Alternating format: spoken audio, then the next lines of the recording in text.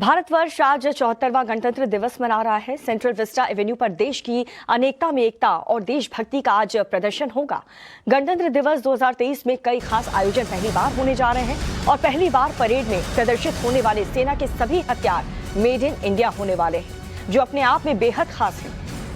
Egypt की एक सैन्य टुकड़ी और नव भर्ती अग्निवीर पहली बार परेड में शामिल होंगे। परेड में अब की बार फ्लाई पास्ट में भाग लेने वाले 44 विमानों ने 9 रफाल जेट और हल्के हमलावर हेलीकॉप्टर भी शामिल होंगे। परेड में आज 23 झांकियां दिखाई जाएंगी और इन 23 झांकियों में 17 अलग अलग राज्य और केंद्र शासित प्रदेशों की होंगी, जबकि 6 अलग अलग सरकारी मंत्रालय और विभागों की भी होगी।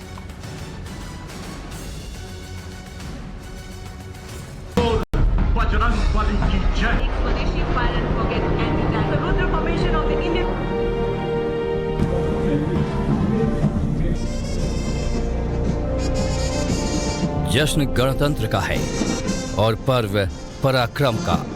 गणतंत्र का वो जश्न जब भारत के गौरव को दुनिया देखेगी और सैन्य शक्ति को सलाम करेगी, जब सेना के शौर्य और पराक्रम देख दुश्मन दहल जाएंगे। आसमान में भारतीय वायुसेना के युद्ध वीरों की गर्जना से चीन और पाकिस्तान कांप जाएंगे। आज कर्तव्य पथ पर भारतीय सेना के शूर वीरों की शौर्य से भरी जोशीली परेड को देखकर दुश्मन देशों के खेमे में हाहाकार मच जाएगा। कर्तव्य पथ पर गणतंत्र दिवस की ये पहली परेड होने जा रही है। ऐसे में इस परेड को ऐतिहासिक बनाने के लिए इंडियन एयरफोर्स ने तो बेहद खास तैयारियां की हैं। इस बार के रिपब्लिक डे परेड में क्या क्या पहली बार हो रहा है और क्या क्या खास है, वो सब कुछ आपको दिखाएंगे। लेकिन उससे पहले एयरफोर्स की खास तैयारियों पर नजर डाल लेते हैं। इंडियन एयरफोर्स इस बार रिपब्लिक डे परेड में 50 विमानों के साथ फ्लाई पास्ट में हिस्सा लेगी, जिसमें 23 लड़ाकू विमान और 18 हेलीकॉप्टर शामिल होंगे। 8 ट्रांसपोर्ट एयरक्राफ्ट और 1 विंटेज एयरक्राफ्ट डकोटा भी फ्लाई पास्ट को खास बनाएगा।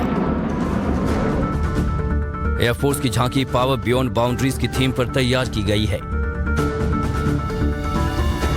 अलग अलग फॉर्मेशन में उड़ते हुए विमान अपनी मैन्यूवरिंग स्किल्स प्रदर्शित करेंगे।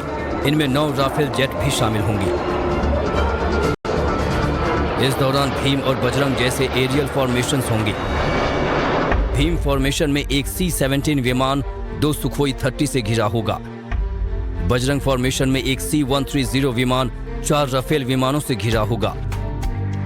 4 राफेल नेत्र फॉर्मेशन का हिस्सा होंगे और एक राफेल फ्लाई पास्ट के लास्ट में वर्टिकल चार्ली के साथ फ्लाई पास्ट का शो स्टॉपर होगा।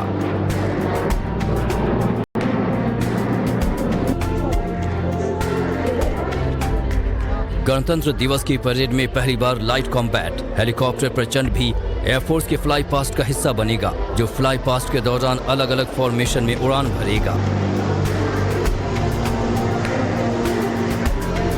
राफेल और सुखोई समेत एयरफोर्स के लड़ाकू विमानों के साथ नौसेना का सबसे पुराना टोही विमान IL-38 कर्तव्य पथ के आकाश पर पहली और आखिरी बार अपने जौहर दिखाएंगे।